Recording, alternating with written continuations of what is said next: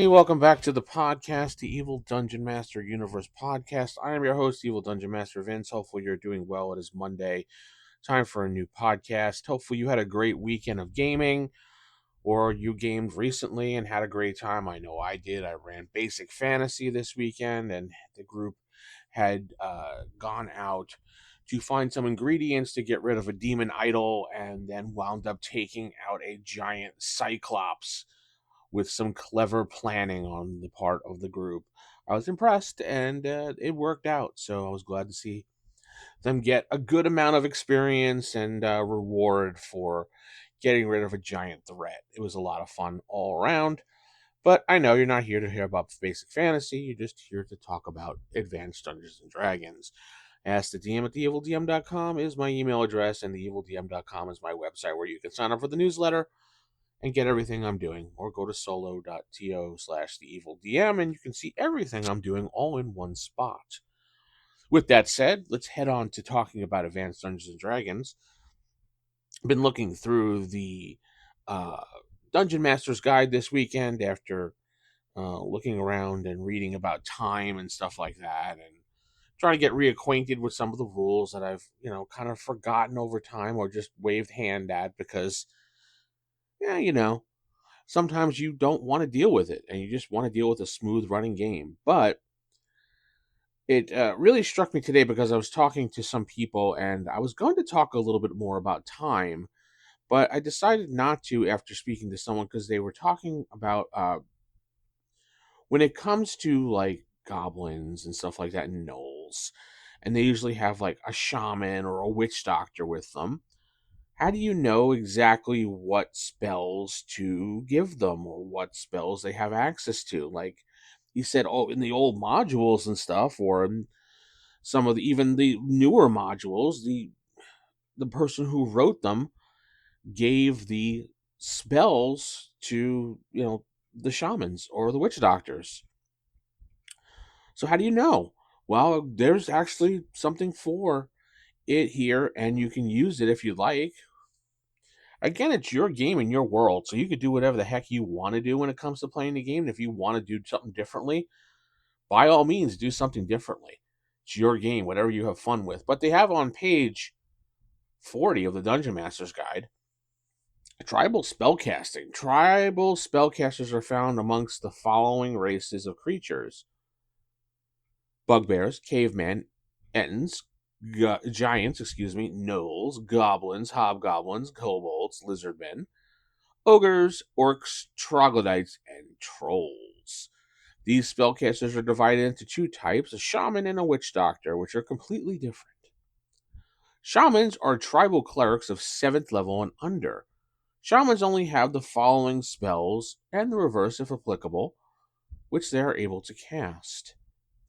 Now, they go by the same rules as far as when you look at a cleric and what level they can cast certain spells. So, at first level, they gain Cure Light Wounds, Detect Evil, Detect Magic, Light, Protection from Evil, and Resist Fear only. Second level, Augury, Chant, Detect Charm, Resist Fire, Snake Charm, and Speak with Animals. Third level spells, Cure Blindness, Cure Disease, Dispel Magic, Locate Object, Prayer, Remove Curse. Fourth level, Divination, Exorcise, and that's not exercise, that's exorcise, Neutralize Poison, and Tongues. Note that Wisdom does not affect the number of spells of a tribal cleric, and the number of spells such as any tribal cleric possesses is determined as if the shaman were a character of the appropriate level. There is a limit according to the race of shamans as to how many how many levels of experience he or she can possess. So when it comes to the actual creatures themselves, a shaman can only obtain a level of 3 as maximum when you're an ogre, a troglodyte, or a troll. You get a maximum of 5th level if you're a bugbear, a gnoll, a kobold, or an orc, and a maximum of 7th level if you're a giant, hail, stone, fire, frost only, goblin, hobgoblin, or lizardman. So it's interesting that they only give you a little list of spells, and shamans are tribal clerics, so you would have to have a tribal cleric type of god or goddess for them. One would be appropriate if you look through the deities and demigods. You could probably find something in there. If you're doing a custom homebrew campaign, why not take the chance to make one up? It'd be an actual fun exercise to sit down and make up a shaman's god or goddess that they worship, where they would get their tribal spells from, if you even want to do it that way. Now, witch doctors are tribal clerics and magic user combination. In addition to the maximum level of clerical ability noted above, witch doctors of various races are able to use the following spells and reverse if applicable. So not only do they get what is listed above, they also get affect normal fires at first level, dancing lights, identify, push, shield, and ventriloquism. At second level, they gain the following as well: audible glamour, detect invisibility, levitate, magic mouth, and scare. The maximum level of magic user is dependent upon the race of the witch doctor. So if they have bugbears, gnolls, kobolds, and lizardmen, they can only go to second level. Fourth level maximum, cavemen, which is interesting that they throw that in there. Goblin and hobgoblin. Cavemen do have an asterisk next to it. Caveman tribes have normal clerical members. A tribe will have either a shaman or a witch doctor, but not both, except cavemen, who will have a cleric and, I guess, a witch doctor. It is suggested that you include these figures into those tribes you personally determined, not random groups. So, witch doctors and shamans will generally be in pre-planned groups that people pre-planned groups that you're going to use when you're going for an adventure. When it comes to wandering random encounters and stuff like that, these probably will not be included. It is suggested that, which means you could do whatever you want. Suggested means do whatever you want, despite what a group of people out there try to say, that it doesn't mean that. And we get that wonderful picture of art of spellcasting here of the skeleton with a cloak on, blasting, looks like a magic user in the face, who is blasting a skeleton back. I always like that picture.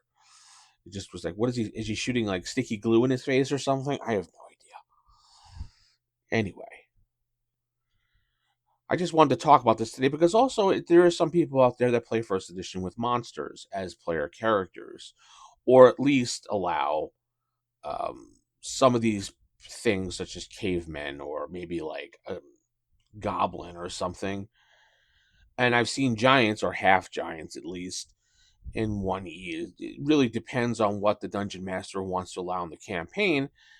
And those certain people can actually sit here and play a shaman or a witch doctor, which could be interesting as a change of pace. I don't see why not.